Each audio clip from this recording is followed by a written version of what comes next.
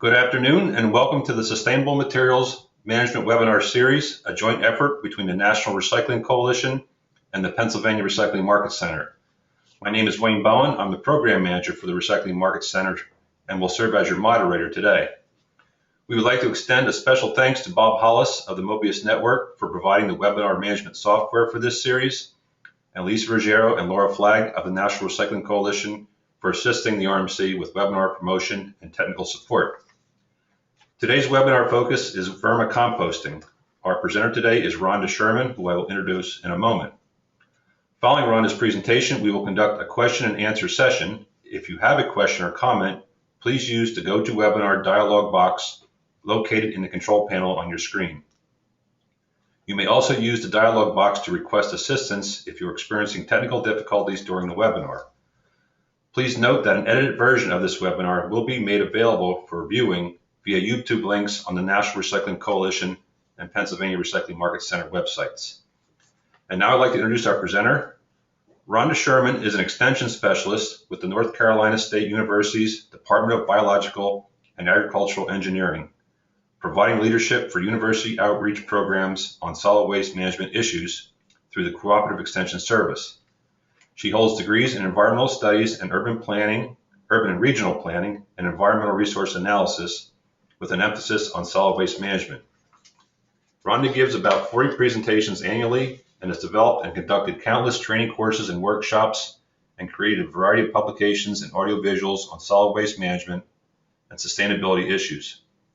Rhonda provides education and technical assistance about vermicomposting, composting, and recycling to North Carolina residents and has contacted by many throughout the U.S. and over 100 countries seeking information on vermiculture. Since 2001, she has coordinated an annual conference on large-scale vermicomposting, which is the only annual training on this topic in the world. Rhonda co-founded the North Carolina Composting Council and is currently serving as president. She is formerly a member of the board of directors of the U.S. Composting Council. And so, Rhonda, I'm going to turn it over to you. Great. Thank you very much, Wayne. It's a pleasure to be here. Thank you all for coming. We are going to talk about vermicomposting, and I assume there are a lot of you participating today, and so you're probably coming from all different places and you want to hear about different aspects of vermicomposting. We don't have a lot of time, so I'm going to give kind of an overview of vermicomposting and address small scale as well as medium and large scale. So I'm going to try to meet all of your needs today. So we're going to be talking about vermicomposting on site at businesses and industries and schools, and we're going to also talk about how you can have a small bin at home and how you can have really large scale off-site vermicomposting operations as well. So we'll get into all of that. We're going to start off with a definition of vermicomposting so we can make sure you know what we're talking about here. It's a process that is using earthworms. You might have figured that out already. But it's earthworms working together with microorganisms, and they're consuming organic materials and converting them into a very valuable soil amendment that helps plants. And I'm going to start off by telling you about how valuable it is. I first want to distinguish it from composting because it's a totally different process. So it's a mesophilic process, and that means that it should not heat up. So those of you who are already familiar with composting, you know that to accomplish composting, it's very important to heat up the pile. But with this, you don't want the pile to heat up. So here's a real simple chart that shows the differences, basic differences between vermicomposting and composting. You can see it's faster to do vermicomposting. With composting, even if you accomplish what looks like compost in a matter of days, it still has to cure. It has to cure for a good for a few months, for anywhere from 30 to 90 days. Some people let it cure for a whole year. So there's a lot of curing time involved with composting. Rhonda? Yes? Just want to let you know, my screen does not show the graph for the vermicomposting, so maybe if you want to explain the Wow. temperatures. Uh, why is it? I don't know, just Okay. might be a graphic. Can you see it now? No, no, I see the compost graph, which shows the time and temperature. So just want to let you know that. Maybe You we see can. the time and temperature for composting, but you don't see that it says vermicomposting and composting? Yeah, it does say. I see the graph, the words, but I don't see the graph. If there is one. Oh, okay. So Okay, there is where my there's a little graph here, but yeah, the words you can see 30 days and 3 to 9 months, right? okay, I thought there was a graph under there, so never mind. Okay, That's fine. I'm sorry. There is there. Can you see where my pointer is right now? My mouse? Yep. Okay. Okay. And actually, I have some messages here. Some can see both. So never mind. Okay, No, great. sorry, I was afraid you sorry, couldn't folks. even the whole slide. Okay. Well, and basically the photo, or not photo, whatever it is, the compost temperature and time graph, that's just showing that for composting, that's basically what happens during composting, that the temperatures heat up and then they cool down. So that was just put in there just to kind of illustrate composting. But I just want to show you that doesn't happen with vermicomposting. Basically, you want the temperature to remain the same, and there's no turning for vermicomposting. So those of you with backyard composting bins or large-scale composting operations, you know that it requires aeration or turning, and with vermicomposting, it does not.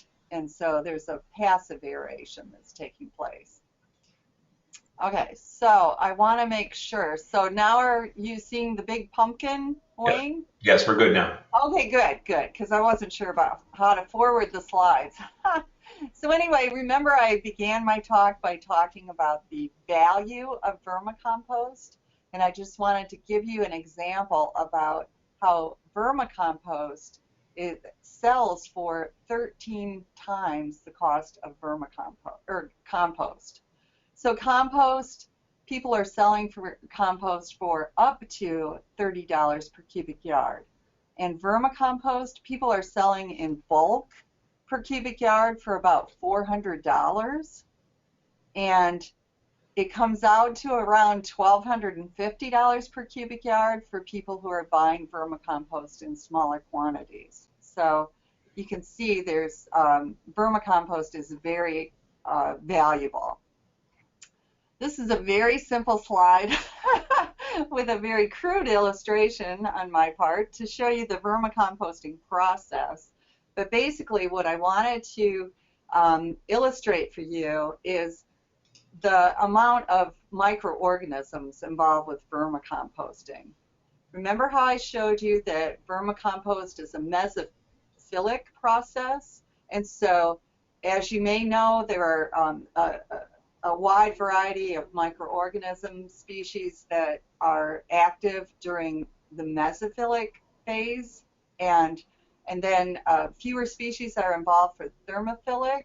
So their numbers stay up for this mesophilic process of vermicomposting.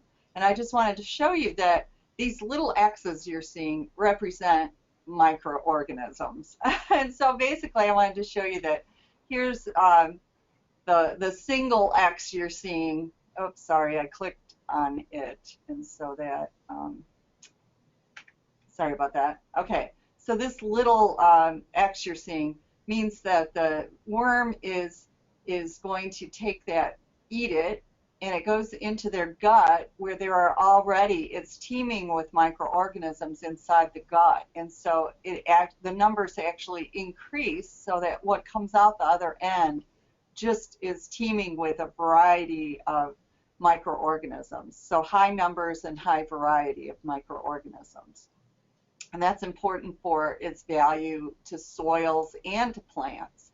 And so this is a very short list. I don't have, it would take several slides to show you all of the effects of vermicompost on soils. But this is just, I just kind of, I don't know, condensed it to just a few points. So as I said, it has all these microorganisms, so it's adding microbes and enzymes to the soil. It's improving the soil structure and aggregation. Which helps reduce erosion, and it also increases soil porosity and moisture holding capacity. So whether you're dealing with high clay, high sand, whatever, vermicompost can be very beneficial to soil. And there are just numerous articles written about studies that have taken place studying plant growth and disease and pest suppression using vermicompost. So these studies show that vermicompost can accelerate germination, it increases the growth, the number of leaves, you'll get bigger leaves and more numbers, you'll get more flowering and higher yields in whatever that plant produces. And this is for most cases using vermicompost. It really depends on the feedstocks used for the vermicompost and of course the plant that it's being applied to. But all of these increases you're seeing are usually independent of nutrient availability. And that might be surprising to you because we're so used to thinking of NPK, you know, what is the NPK of this fertilizer? And so with vermicompost, it definitely has nutrients that are beneficial for plants. It may not always have enough nitrogen for that particular plant's needs, but what the real power of vermicompost comes from the humic acids and plant growth hormones that are in the vermicompost. And you have to remember my comparison from compost and vermicompost. The vermicompost that's produced, it is passed through the body of an animal. So that makes it very different from compost. So even though it may look similar to compost, it's actually going to have a smaller aggregate size, but it also has very different properties because of passing through that animal. So, but the other things that vermicompost can do is decrease attacks by plant pathogens, parasitic nematodes, and also arthropod insects. And I'm just going to show you one example of plant growth. And so this was an experiment we did at NC State over several seasons in different fields. So these were outdoor field trials. They were all with turnips. We were actually doing a water quality study, so that was our emphasis. But we happened to notice the size of these plants, so we very quickly took a picture. But anyway, so in these field trials, we had randomized plots, and we had some plots that had no vermicompost.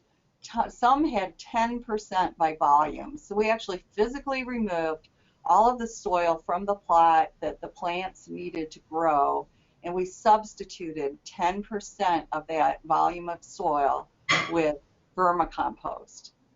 And then the other plots received 20% vermicompost. And so you can see the results. And we also made sure that all of the plants had equal amounts of nitrogen. So every plot had equal amounts of nitrogen. But you can see from the left that this is a regular sized turnip. The one next to it in the middle had 10% by volume. So look at the root structure, the size of the turnip, and look at those turnip greens. And then the one next to it is 20% by volume vermicompost. Now, you may wonder, wow, if we had 100% vermicompost, would we have a turnip the size of my office?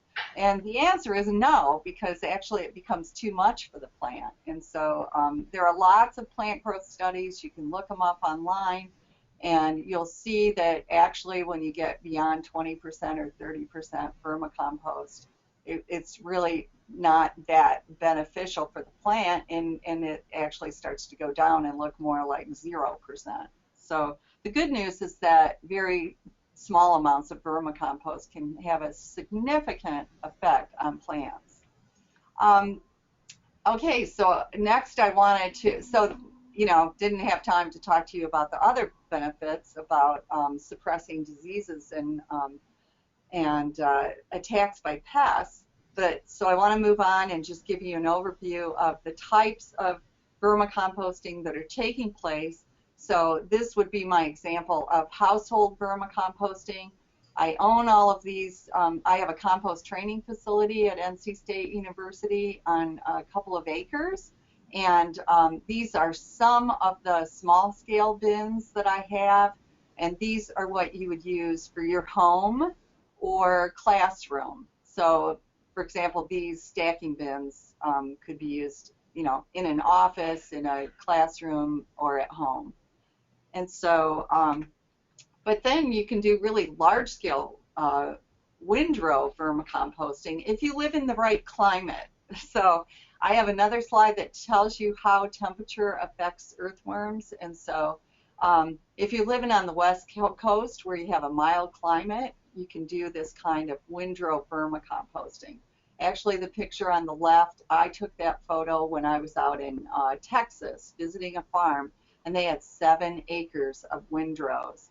I wanted to compare it to composting. With composting, you're going to build your windrows 10 to 12 feet high. With vermicomposting, you have to keep them lower than 3 feet because otherwise they could heat up. This is another example of vermicomposting, of outdoor vermicomposting where you want to keep it in the shade. This is actually someone who has a worm farm, and he's selling worms and vermicompost. And he's adding horse manure to these simple bins that he built that have lids, and he keeps them outdoor in the shade. The other thing about vermicomposting is that they need to be shallow beds, and so in this example from India, they have stacked the beds so that keeping them shallow so they don't overheat, but taking advantage of vertical space by having these types of bins. This is an example here in North Carolina. We have a lot of hogs, so we have a lot of hog manure. And so this is a hog farm where they built a pole barn building with open ends that could actually close during the wintertime. And they had 4-foot deep, they had 21-inch deep beds that were 4 feet wide. And so the dark lines you see, the dark beds you're seeing are the worm beds, and the lighter sections that you're seeing is where a tractor can drive over the worm bed with a manure spreader on the back calibrated to drop about 1 inch at a time of hog manure onto the worm beds. And they're 200 feet long. So that's an example of a large-scale vermicomposting.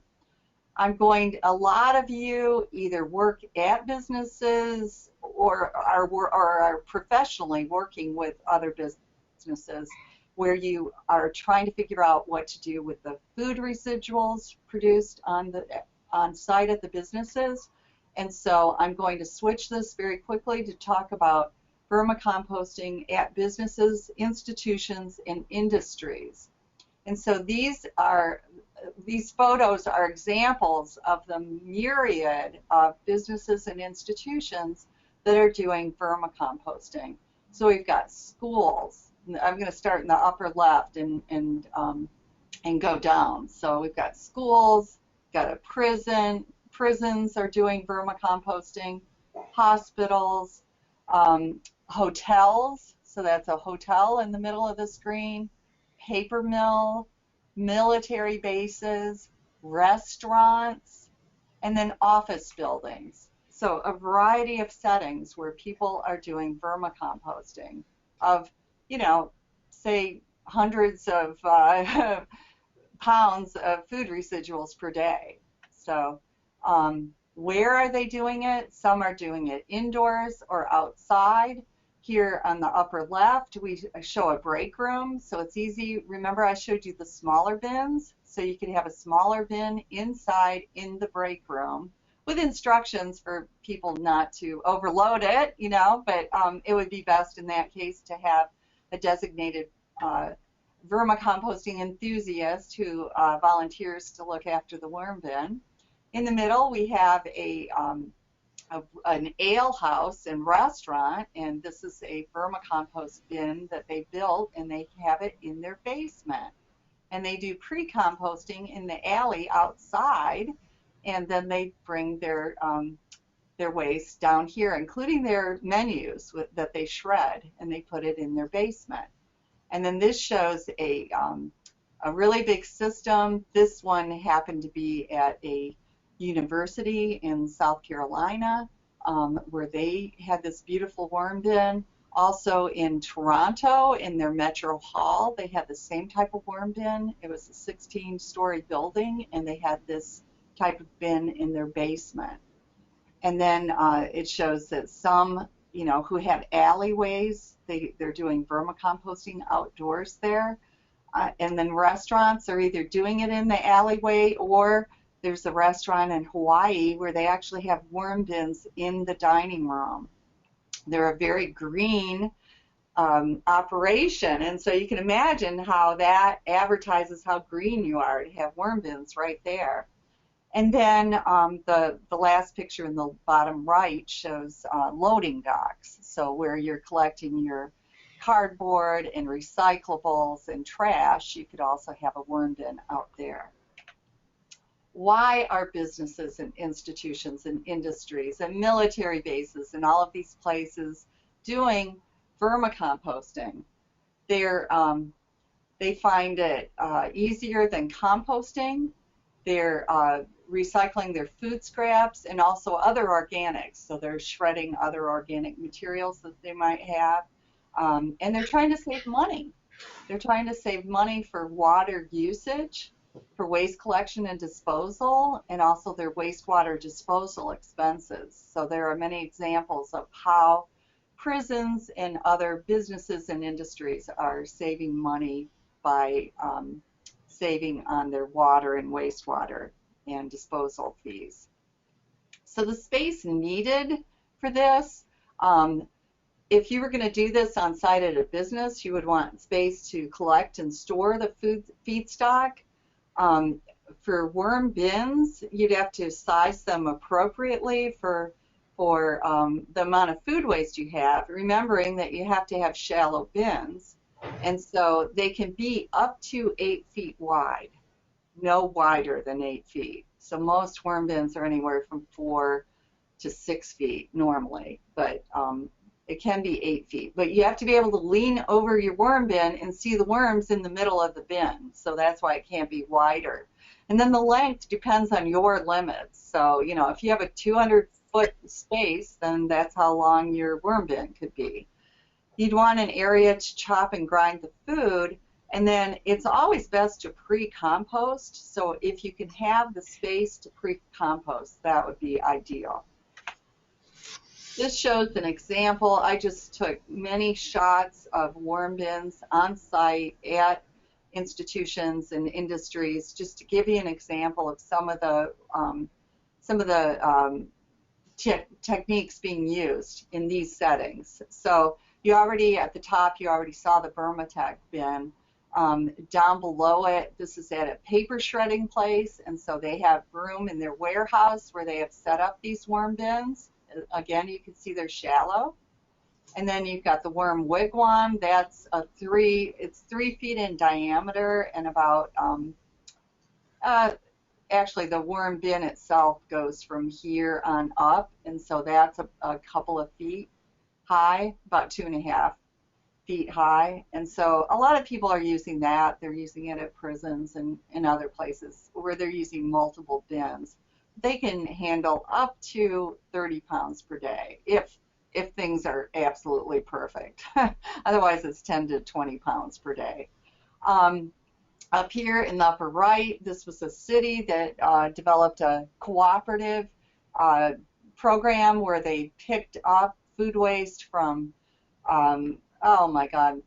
from restaurants and many different food waste generators in the city. This was in Middleton, Connecticut. And they built the shallow bins and stacked them on pallet racking, again, to take advantage of vertical space. And then in the lower right, it shows a worm bin outside of a school. And the school is in Michigan. And one winter, their worms froze. And so they got together with some nonprofits in the community and who helped them erect solar panels. So it's a solar heated worm bin outside of a elementary school. And then this is a modular bin. This, you can see where my cursor is. This is a 5-foot wide by 8-foot long module. And so put together, it's 40 feet long. And so I have one of these modules on display at my compost training facility. And those who attend my Vermicompost conference this year will be able to see what this looks like in person. And then, but you can see that this was actually at another university where they decided to do dining hall food waste collection. And so this is the bin that they're using. So very quickly, I want you to understand the basics of vermiculture. So it's really important to use the correct earthworms. There are over 6,000 species of earthworms, so you have to make sure you get the right kind. Scientists have discovered that there are only seven out of over 6,000 species that are suitable for vermicomposting. So, and then out of those 7, there's one species that most people use, and the scientific name is Eisenia foetida. So, so how many Eisenia foetida would you need to set up vermicomposting? Whether you're going to do it in one of the small bins or any size, you want to put 1 pound of worms to 1 square foot of surface area of the bin. And so many of you may be thinking, you're used to thinking, like most of us, of cubic feet, you know, so especially if you're dealing with a compost pile, you're thinking, oh, right, you know, okay, so it's 10 feet deep, so you got 10 feet by, you know, I don't know, however wide and how long, but with vermicomposting, remember, it's a shallow system. Not only that, the earthworms they go up to feed. So you're only dealing with surface area. So, so anyway, that's what you're dealing with there. And despite what you'll find on the internet, where you'll see, you know, people will say, oh yeah, earthworms will eat up to their body weight per day. In reality, in a working vermicomposting situation, the earthworms are consuming 25 to 33% of their body weight per day. That's in reality. So just keep that in mind. Okay, these are really important parameters for Eisenia foetida. The reason why this is the #1 vermicomposting earthworm is because they tolerate a wider range of conditions than other earthworms. However, they do have their limits. So it's really important for you to keep this in mind, whether you're doing a small worm bin for your use for your kitchen or if you're going to do a large-scale vermicomposting operation. The ideal temperature for them is actually what we enjoy. And so if you think 70 degrees, for example, is really comfortable for you, it's true that earthworms feel that way too. So they do well between 55 and 83 degrees Fahrenheit, or that's 15 to 25 centigrade, but their limits are 32 to 95. So the farther they get away from this ideal range of 55 to 83, they're going to start slowing down. They're going to eat less and reproduce less. And those are the 2 things you really want them to be doing. So you want to try to keep the temperatures within that range. Moisture, they need about 80% moisture. This is very moist, as you can imagine, because, you know, if you're dealing with composting, what you need to aim for that is 50% moisture. And so you can see this is much more moist. And so it's like if you reach into the bin and you squeeze the bedding, you should get a few drops of moisture when you squeeze your hand. They need oxygen, but you can see that if you have too much oxygen, it's going to take away the moisture because of the evaporation. So I never ever put holes in the lid of a worm bin. and you just have to be very careful about dealing with the moisture. Worms can exist in fairly low oxygen conditions, so they need oxygen, but you don't have to worry about flooding it with oxygen. You certainly don't want to do that. Their ideal pH for them to live in is 7, but their limit, they can tolerate up to almost 9 and above 5, but actually if the bin is acidic, so if it gets 6 or below, then it can really throw off the conditions in the bin, and so it's best if you aim for a pH of 7. And they are sensitive to salt and ammonia, so you have to keep that in mind. And so chicken manure, vermicomposting is, chicken manure is very high in ammonia, so you don't want to be feeding that straight to worms. And salt sensitivity means that even, somebody who's heavy with a salt shaker for meals, which institutions have been known to do that, so you want to keep that in mind, that you don't get too much salt in what you're feeding them. So they can eat vegetative food scraps, coffee grounds, a variety of animal manures, agricultural crop residues, yard trimmings, scrap paper, organic byproducts from industries. I didn't add sewage sludge, but that is taking place in other parts of the world. These are things to keep out of the worm bin. Meat, grease, bones, and dairy products. They can cause odors and attract carnivorous animals. and then cat and dog feces, they do contain pathogens, so it's never a good idea to put them into a worm bin. The worms can be sensitive to hot peppers, onions, and garlic, so spicy foods, which tend to be higher in salts. Citrus fruits and rinds. Now, in a large-scale operation, it's okay to have some of those, but in a small worm bin, I never put those in because they can make it too acidic in your worm bin.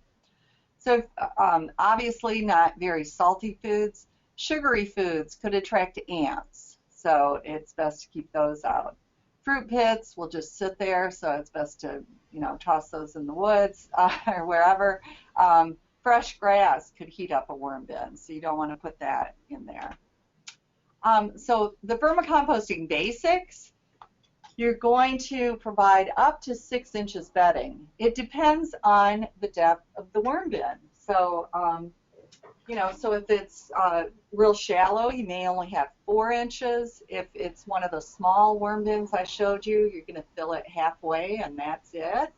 And so, but if you had a large-scale operation, you would probably put about 6 inches of bedding in there. You add the composting earthworms. I told you earlier, 1 pound per square foot. If you're doing a commercial operation where you have a lot of feedstock, you may want to do 2 pounds per square foot. You want to apply less than 2 inches of feedstock, ideally 1 inch deep, because you don't want it to heat up, and it could. If you think about how active the microorganisms are in organic materials, you really want a very thin layer of feedstock, so you're going to want to chop or grind it up. Ideally, you should wait until the food is eaten before you add more, and if you have food scraps, you should cover them with shredded paper or cardboard, cloth, plastic, something, so that you can keep flies away. And then you keep the bedding moist by misting it. You never ever want to pour water into a worm bin of any type. Okay, so bedding. For a small bin, you could use newspapers, office paper, dried leaves, cardboard, or coconut fiber. With a larger bin, a lot of people will use compost that's been moistened, or aged horse manure that does not have persistent herbicides in it. To learn more about persistent herbicides, go to my main website, which I'll be showing you at the end of this presentation. But at the bottom, I have an alert about persistent herbicides in compost and it includes vermicompost. All right, so with a small bin, you're going to pre-moisten the bedding by soaking it in water for 10 minutes. You're going to squeeze the water out, kind of pull it apart and fluff it up as you put it into the bin. And as I said just a couple of minutes ago, you're going to want to fill the bin halfway. Add more as it disappears. It'll take a while for it to disappear, but it will be consumed by the microorganisms and the earthworms. So eventually, maybe a few months after you've set up a worm bin like this, you might have to add a little bit more bedding. And spritz it with a plant mister. Again, never pour water into it. You gently add the worms. The worms will come in a bag or a box, or in this case, both. And all you do is gently just empty them out onto the surface of the bedding material in your worm bin, and just leave it there, and they will move themselves. They'll move underneath. And then for larger worm bins, what you want to do is have frequent light applications and using a misting system. And you want to keep the water high in the bed where earthworm activity is the greatest. That was my very quick overview of vermicomposting. I want to leave time for questions, and so I kind of just gave you broad brushstrokes about it. I did want to tell you that if you want to learn more about vermicomposting, I helped co-edit the only scientific book on vermicomposting, and it's called Permaculture Technology. It was produced by CRC Press, and it's available from them or Amazon, Barnes & Noble, whoever, whoever sells books.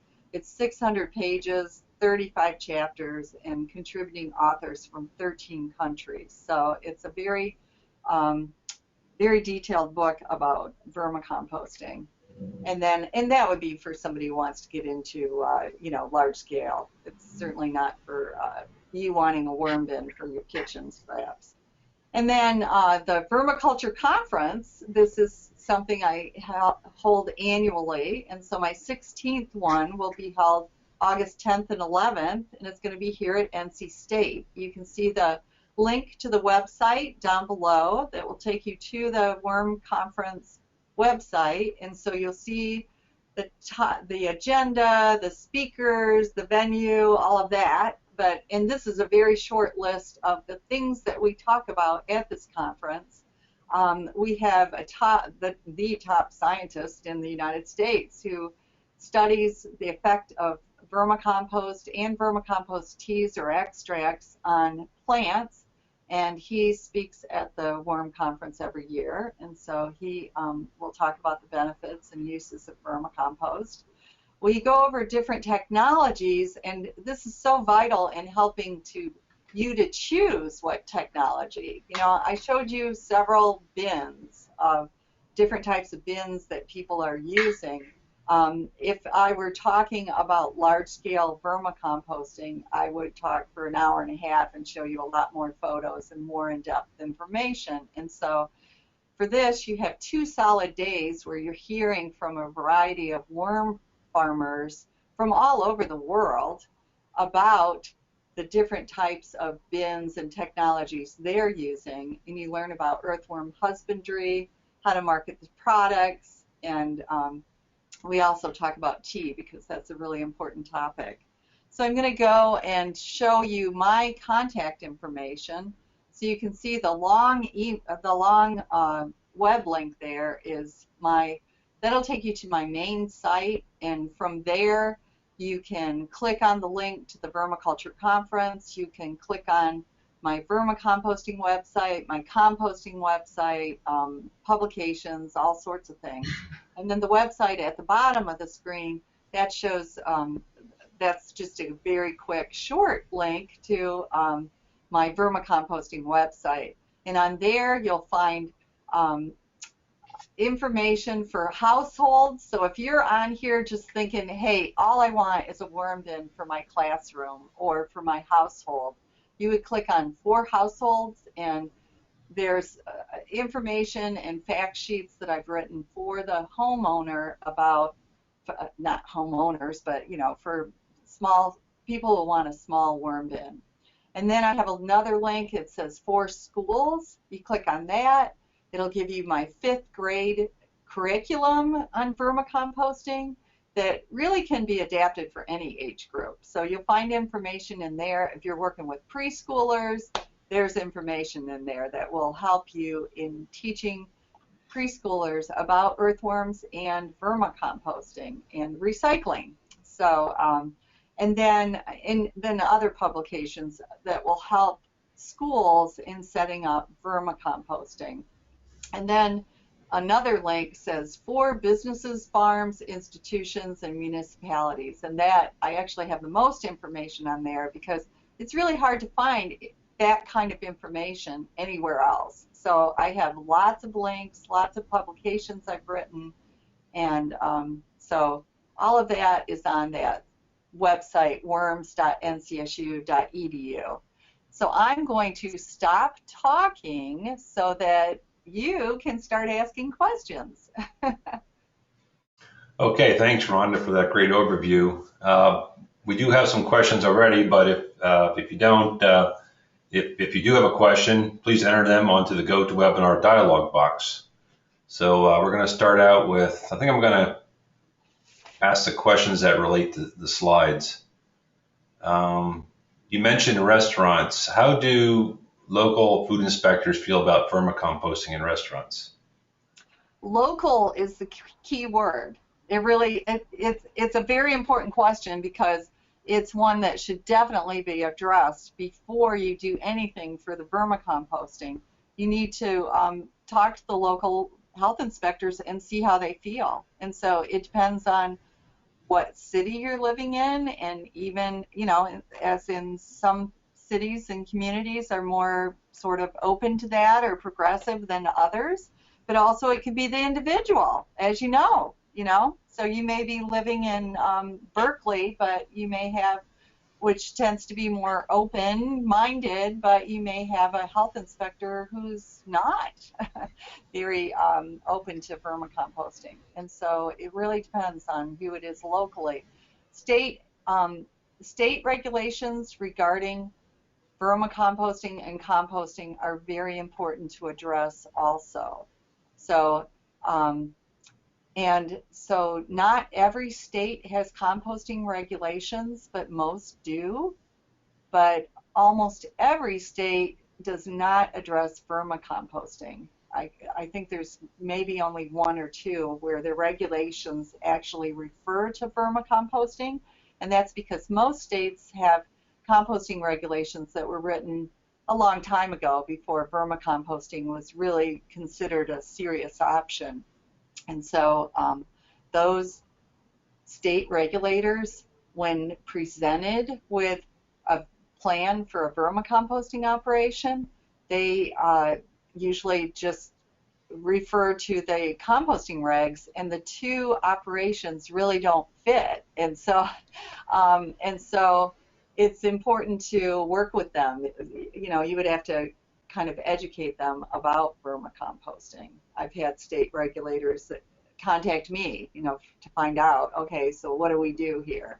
But anyway, it's really important to check with your state solid waste regulatory authority for any kind of composting or vermicomposting that you want to do, and also check with your local health inspectors if you're going to do it at a restaurant or you know, a hospital or some kind of facility like that. Okay, this question refers to the slide you showed on the hog farm vermicompost operation. How is that vermicompost harvested? With that, it's done by hand. It's much more labor intensive to do it that way. The person who designed that type of operation, what he likes about that is that because the vermicomposting takes place in trenches under the ground, the temperature is moderated better that way. And so, for example, if it gets too hot or too cold on the surface of the bed, the worms could move lower down into the trench to get to a more comfortable temperature. But the downside is that it has to be harvested manually. And so what they do is once or twice a year maximum, they will bring in, they actually hire migrant labor to come in, and they use pitchforks to remove the top 4 to 6 inches of each bed and put them into a new bed that's been prepared with bedding in it. And it's because the earthworm activity is going to be highest towards the surface of the bed, as I explained earlier. So that's why you remove the top 4 to 6 inches. And then after they've removed most of the earthworms, they will rototill. They'll run a rototiller down the trench to help aerate it and just allow the evaporation to take place. And then they use shovels to remove the vermicompost. So it's a labor-intensive process. Thank goodness they only have to do it once or twice a year. Now, what I showed you with the, remember I showed you the flow-through bin. I didn't really talk about the mechanics of it, but I showed you the modular bin. Remember, that was 40 feet long, and I told you that I have an 8x5 module. And underneath it, actually the bed of it's raised off the ground. As you can see, it was on legs. And so the bottom of the bin is actually composed of a grate that's 2 inches by 4 inches. And so there's a breaker bar that runs across the surface of the grate. After the vermicompost is built up in the bed quite deeply, then you can, it has motors on either end that will pull the breaker bar across and shave off an inch of vermicompost that falls below the bed. And so that's an automated way of harvesting the bed. And so it's more expensive than other types of worm bin systems, but it is much less in terms of labor. So this is kind of the go-to technology. Most, a lot of people who are getting started in large-scale vermicomposting want the flow-through bins. Okay. The slide showing the military bases that are vermicomposting or composting, this attendee would like to follow up with them to collect the best practices at these facilities, and he mentioned he works at the Pentagon. Oh, he works at the Pentagon. Oh, great. Oh. So you can see my email address on the screen. So send me an email and we can discuss. Okay. What's meant by pre-composting? Okay, good question. Pre-composting. What it is that you go through the composting process, which will take place. It depends on the feedstocks and how you've mixed it and the right mix and all the parameters that you would normally attend to in doing composting. And so you go through that heating cycle. Remember I think the second slide I had, it showed the comparison between vermicomposting and composting was on the right, and below it I showed the temperature profile of taking place during composting. So the temperature goes up. It's hopefully it goes up to 140 degrees so that it can possibly kill weed seeds and pathogens that may be in the feedstock. And then the temperature starts to come down, and that will take place between anywhere from 14 to 28 days, usually 3 to 4 weeks. It'll follow that profile. So when it starts to cool down again, you want to remove that compost and make sure that it's cooled a bit before you apply only an inch thick to a worm bin. And so what we mean by this, calling it pre-composting, is that it's gone through the composting cycle, hopefully killed pathogens and weed seeds, and it's transformed the material into a homogeneous material and also decreased the volume. And so any of you who are thinking, wow, I've got a university and we produce a bunch of food waste every day and we're interested in doing vermicomposting, the first thing I would suggest to you is do pre-composting so you can kill tomato seeds or whatever, whatever kind of seeds or pathogens might be in there, but also to really importantly reduce the volume by a half to a third so that you're dealing with a lot less feedstock. And also worms can be kind of picky eaters, and so by composting it, you turn it into a homogeneous material that will be consumed by the earthworms. And the reason why you want to feed them pre-compost as opposed to compost is because it's still very active. It's still a very microbially active feedstock, so it actually has more food value for the microorganisms and earthworms in the worm bin. Okay, here's a worm question. This person's interested to know more about European nightcrawlers versus red wigglers. Is there a better variety for high volume and versatility? Thinking that the nightcrawlers have a market for fishing and wigglers do not, can they be interbred? Are red wigglers really that much more voracious? Okay, wow, lots of questions in one, right? So anyway, first of all, I really only deal with Eisenia fetida. I don't concentrate on European nightcrawlers at all. And there actually is a market. Actually, if you go to a bait store, you'll either get nightcrawlers or red wigglers. Red wigglers are Eisenia fetida.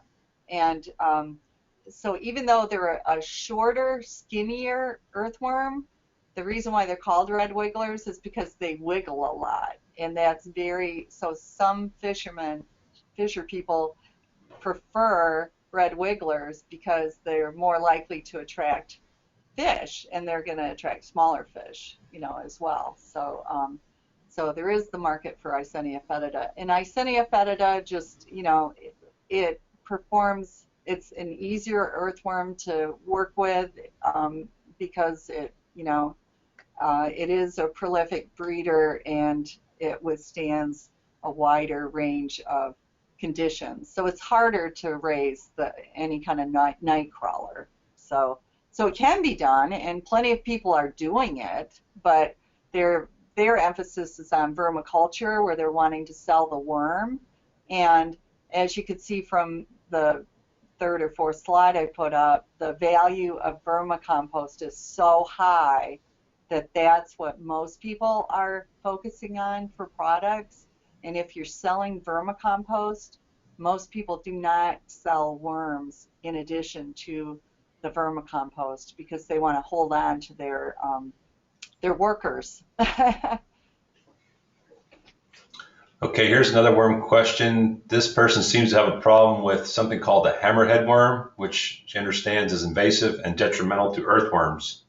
How can they stop them before they put the time and money into setting up a vermicompost system? They're having a problem with hammerhead worms? Yeah. That's a very uncommon thing, and so that would be a good thing to email me separately about that, because I would think that the other listeners are not going to have any kind of problem like that. So just send me an email. Okay. This question deals with sewage sludge. How do systems that use sewage sludge as feedstock for vermicomposting address the pathogen reduction requirements if the system does not heat up? Okay, very good question.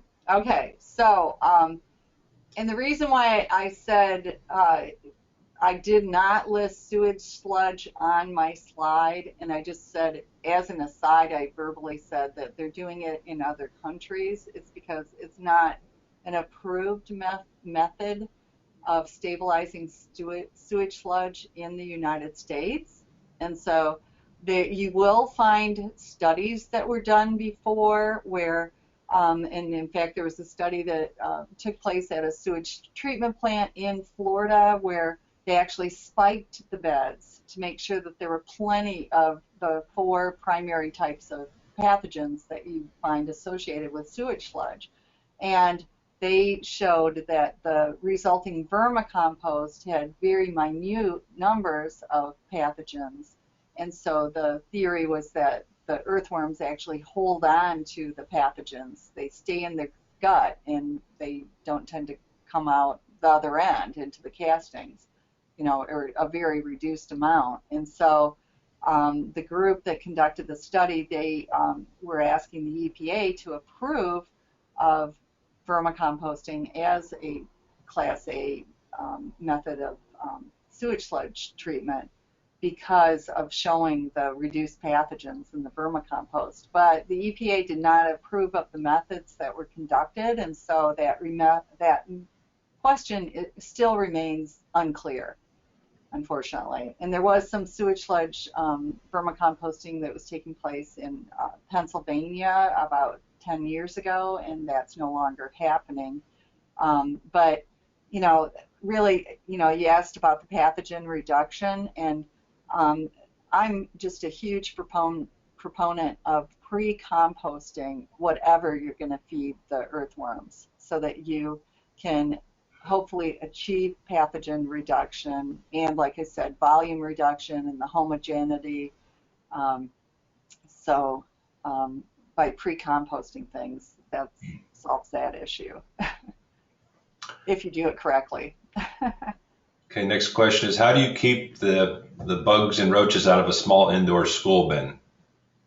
Oh, okay. Well, roaches should not be able to come in. What you do is you make sure you have a secure lid, and you have very small holes in the upper sides of the worm bin, just upper, so you don't want to put the holes in the lid, but the upper sides of the worm bin just under the lid. You can have just real tiny holes, or if you have bigger holes, you can put screen, like hardware screen, over it that you glue to the sides of the bin. So there are many ways of keeping things out. But when I tell people about setting up a small worm bin, I usually take an hour and a half to just talk about that, to make sure that people understand how to do it correctly. And that's why I have, you can read my fact sheet on my website, this worms website, and it's called Worms Can Recycle Your Garbage. And it's about 5.5 pages or something, and it tells in detail how to set up a worm bin. But covering the food scraps is extremely important. So say you've set, a lot of people set up their worm bins with paper, so shredded paper. It's really important that you always cover the food scraps with a couple of inches of shredded paper so that you absolutely cannot see the food scraps. Because I have never, knock on wood, after doing this for 21 years, I've never had a fruit fly. But I'm very, very thorough about covering my food scraps. Okay, do you have a list of reputable worm farmers to purchase the worms from? Oh, sorry about that. I should not. Reputable is a very, yeah, that's an interesting question because this is a complex one. And some of you may know that I used to have a directory of, it was called the Directory of Vermiculture Resources. And it was a list of worm growers I was aware of by state. And I put it up there I put it on the web in 1994, I think. Maybe it was 97, whatever. It was in the 90s. And I put it up so that people would, know people who were selling earthworms so they could buy them, or for people who are interested in getting into the business. They could see, oh, there's a farm 20 miles from me. Maybe I could go check it out. So anyway, I had it up there for a long time. I took it down because of the problem with reputable. There's no way for me to know. I mean, I had hundreds of people listed, and there's no way for me to know who's reputable because I haven't been to their farm and I haven't formed a personal relationship with them, because people will tell you anything, and I've had to remove people over the years because I found out that they weren't reputable. But just the fact that I can't guarantee whether or not somebody's reputable, I just finally took it down. Okay. Your upcoming conference covers AACT. Can you say a little bit more about that? Oh yeah. So activated tea, is that what we're talking about? I assume it's just the AACT. She Yeah, right. compost tea brewing. So yes, we will have at least, well, we'll have the scientist I told you, Dr. Norman Aaronkhan from the University of Hawaii. He has conducted all sorts of studies to determine comparing aerated compost tea with non-aerated tea and shelf life, and then he's also done all sorts of studies in the field and in the greenhouse on the effects of compost tea, vermicompost teas on plants.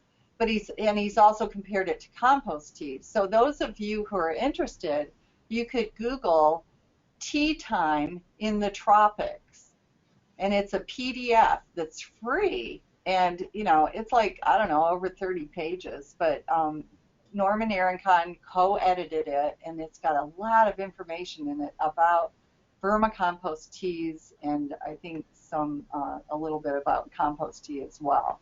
So he will be talking about that. He'll have a whole lecture just about compost teas and extracts. He'll have a separate lecture about solid vermicompost. And then some of the other speakers will talk about how they are brewing and selling vermicompost tea as well. Okay, I think you'll enjoy this question. I was thinking about making a vermicompost coffee table. Will there be any foul odors from it? I'm sorry, what did you, a coffee table, and then what did you say? Yeah, will there be odors coming from that coffee table? What coming from Will it? there be odors? Are there odors? No. That's a great question and great concept, because if you're doing vermicomposting correctly, there should not be any odors whatsoever. First of all, if you have a small bin and you're keeping the food scraps covered, you won't smell anything. And if you open the lid, it will smell just a little earthy, like the forest, and that's it. The hog farm, if any of you have been around hog manure, it's one of the stinkiest things you can find. And I have a slide of, I didn't show it to you, but anyway, of a mobile home that's like 20 feet away from huge vermicomposting operation at a hog farm. And the thing is that within 24 to 48 hours, the microorganism population is so high and so varied that the odors disappear within a couple of days. So it's really quite amazing. But yes, please do make furniture. In fact, there is you could Google this, that Ohio State University, an art instructor, and the other is, oh gosh, what is she, like a design. So art and then another design. They created a course on permaculture furniture, and it was wonderful. And they actually flew me up to give a lecture and to judge, kind of give feedback on the students' designs that they had. But the students were required to design and build furniture that is also a worm bin, and it was wonderful. And they actually put together a little booklet on that. So yes, create a way and keep it inside your home, and it will be wonderful. But read my Worms Can Recycle Your Garbage, so you make sure you do things correctly, and then you won't have odors. Does vermicomposting work, or will vermicomposting work for just leaves and grass clippings, or do they definitely need food waste and other types of feedstocks, such as manures? Oh, okay, no. First of all, for a small worm bin, when I was talking, where like in my fact sheet, Worms Can Recycle Your Garbage, you'll see that manures are not on the list, because manures can have pathogens, and I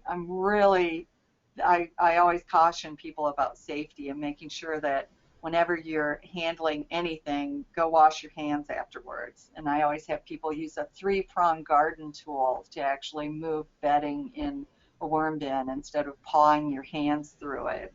But anyway, what was what were we talking? Oh, we were talking about leaves and grass. Just leaves and The grass. Is that gift okay? of vermicompost is that you don't have to work out the carbon to nitrogen ratio, which is so important in composting. You don't need to do that with vermicomposting. But remember, I mentioned that that fresh grass, it's very high in nitrogen. It's moist. It tends to clump, and that creates odors, and it can also create a lot of heat. So I would be very careful about that. And the thing about leaves is that, so in other words, yeah, if you wanted to, if you have a bunch of leaves, okay, first, all right, let's back up. Grass clippings, leave them on the lawn. There's this thing called grass cycling, and it's important to leave your grass clippings on the lawn because then the lawn absorbs the nutrients from the decomposing grass. And then if you have a bunch of leaves, it's best to just compost them. So just put them into a pile, and you can do cold or hot composting with the leaves. Leaves can be a great bedding in a worm bin, but the problem with leaves is that flies have landed on them. And so there may be fly larvae on the leaves that you're not aware of. And so if you're going to have a worm bin that's going to be indoors, or, you know, that you would not want flies associated with the worm bin, I would not put leaves into it. Okay. There's a lot of questions on harvesting the vermicompost and separating the worms, and I know you touched base on a lot of that. Can you kind of review that and maybe look over some other techniques? Yeah, and I'm sorry, I didn't think I was going to have time to talk about harvesting, and so I All right, well, let's end with that. We got 5 more minutes to do that. So. Okay, and I don't know if I can show you. Anyway, for harvesting, again, it talks about it in all of my publications. You know, so worms can recycle your garbage. Again, for households, it gives you 3 different methods of harvesting. And one is to dump out the contents onto a sheet under the sun or under strong light, and the worms will move away from the light, and so you can remove the vermicompost. Another is to do horizontal, where you can actually, we call it horizontal harvesting, where you actually get the worms to move. They'll follow food. So whether you're in a small bin or even a large bin, you can get them to move by stop feeding in, you know, part of the bin and do feed in another part of the bin. And eventually, after a few weeks, most of the worms will move over.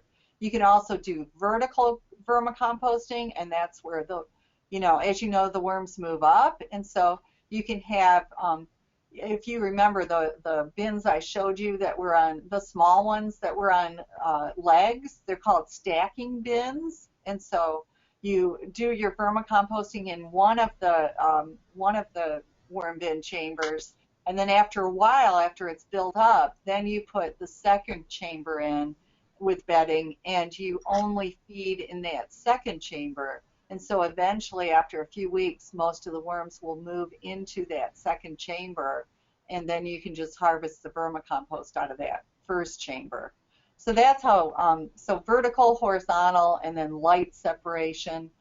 For larger scale vermicomposting, there's also using a trommel screen, and it's a huge cylindrical chamber that will rotate, and it has different size screens, so you can get different size vermicompost that comes out, and then a separate chute for worms. So it separates the worms from the vermicompost. And then you have the flow-through bin, again, where you've got a screen underneath that's either 2 inches by 2 inches or 2 inches by 4 inches. And what you do is when you set it up, you put a layer of paper in the bottom so it will hold the bedding and the earthworms. And then over time, that layer of paper will decompose. So a few months later, when you're ready to start harvesting from the bottom using your breaker bar, you'll be able to shave off the vermicompost from the bottom. So those, so I just gave you about 5 different ways to harvest worm bins. Okay, that answered about 15 questions, so Oh, good. that's good.